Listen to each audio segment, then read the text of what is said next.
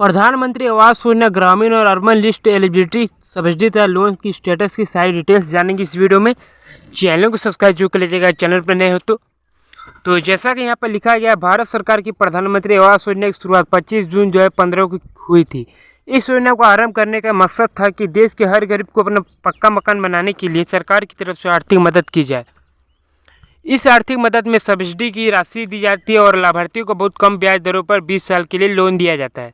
प्रधानमंत्री आवास योजना की पात्रता, ऑनलाइन आवेदन तथा जरूरी दस्तावेजों के बारे में जानेंगे इस वीडियो में। ठीक है, तो चलिए यहाँ पर नीचे क्यों रहता है, सबसे पहले इसको यहाँ पर साइड कर देते हैं। ठीक है, नीचे क्यों रहता है यहाँ देख लीजिए। तो इस वीडियो में बात करने वाले यहाँ पर आप लोग पॉइंट देख लीजिए। आप लोग प्रधानमंत्री के पात्रता अनुसार पात्र लाभ, चलिए ठीक सब जानेंगे इस वीडियो में। चलिए नीचे क्यों रहते हैं यहाँ पर। तो जैसा कि यहाँ पर लिखा गया है, देश के हर गरीबों को घर दिलाने के उद्देश्य से 25 जून 2015 को प्रधानमंत्री आवास योजना की शुरुआत की गई।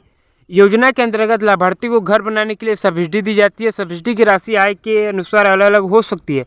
इतना ही नहीं, लोन को चुकाने के लिए 20 साल दिए जाते हैं, जिस पर ब्याज की दर बहुत कम होती है। योजना को शहरी और ग्रामीण दो भागों में बांटा गया है। प्रधानमंत्री आवास योजना का लाभ उठाने के लिए कई शर्तों का पालन करना होता है।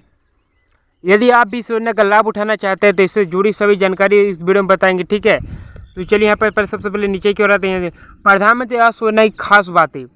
इस योजना का संचालन केंद्र सरकार द्वारा किया जाता है। ठीक है, आप लोग जान लीजिए इससे पॉइंट है। ठीक, इस योजना का संचालन केंद्र सरकार द्वारा किया जाता है।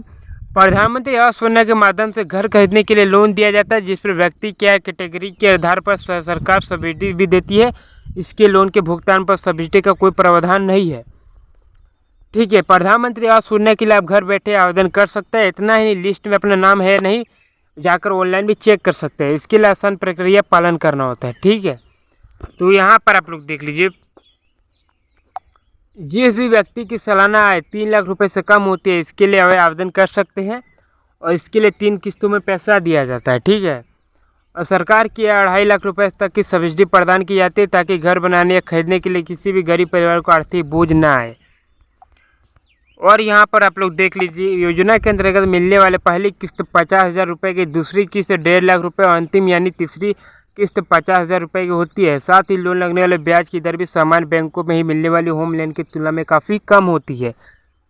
यह योजना देश के हर परिवार को पक्का घर दिलाने के उद्देश्य के लिए शुरू की गई है। ठीक है, और यहाँ पर आप लोग देख लीजिए, योजना के बारे में एक नज़र से देख लीजिए। यहाँ पर योजना का नाम हो गया प्रधानमंत्री आवास योजना। कब शुरू हुई थी? 25 जून 2015 को। किसने शुरू की थी? प्रधानमंत्री नरेंद्र मोदी। उद्देश्य था देश के सभी गरीबों को पक्का मकान दिलाना।